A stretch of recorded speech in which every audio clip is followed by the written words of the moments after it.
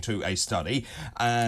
This says, as you say, adrenaline release thought to dampen inflammation is the key. But the experts say that the method is not without risk. It goes on to say, essentially, that previous studies have tried to assess the physiological and psychological impact of these techniques, but have been too small to draw firm conclusions.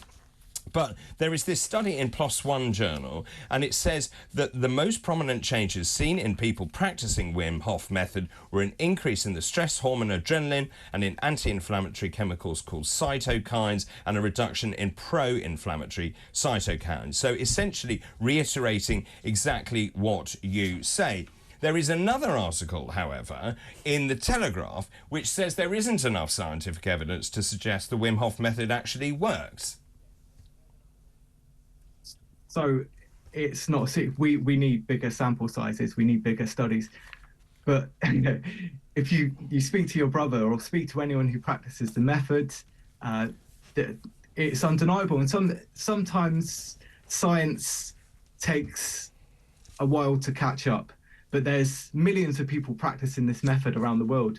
And it goes beyond Wim Hof. So these exercises, if you break down the 3 pillars, there's lots of research outside of the Wim Hof method: breath work, cold exposure, mindset. Like the most robust demonstration of mindset is placebo. So the mind's expectation of the body to heal.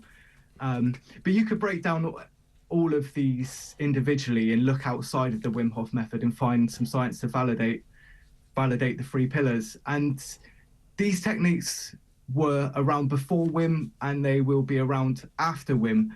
Wim's played no small part in making it massive and mainstream, but they've been effective and around forever.